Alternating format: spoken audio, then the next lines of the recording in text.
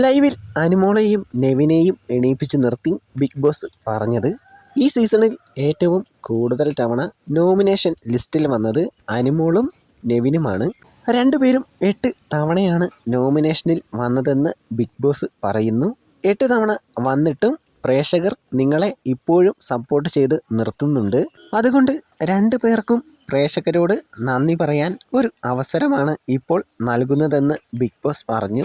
ആദ്യം നന്ദി പറയാൻ വന്നത് അനുമോളാണ്. ഞാൻ ബിഗ് ബോസിലേക്ക് വരുന്നതിന് എൻ്റെ വീട്ടുകാർക്കൊന്നും അത്ര താല്പര്യമില്ലായിരുന്നു എന്നാണ് അനുമോൾ പറഞ്ഞത്. എന്നിട്ടും ഞാൻ വന്നു. അത് എന്നെ അറിയാവുന്ന എൻ്റെ പ്രേക്ഷകരുടെ എൻ്റെ കൂടെയുണ്ടാകും എന്ന വിശ്വാസത്തോടെയാണ്. 12 വർഷമായി ഞാൻ അഭിനയ രംഗത്ത് വന്നത്. ഈ 12 വർഷവും എന്നെ സപ്പോർട്ട് ചെയ്ത പ്രേക്ഷകർ ഈ 3 മാസവും എന്നെ സപ്പോർട്ട് ചെയ്യും എന്ന് ഞാൻ വിശ്വസിക്കുന്നു എന്ന് പറഞ്ഞ് അനുമോൾ പ്രേക്ഷകരോട് നന്ദി പറഞ്ഞു.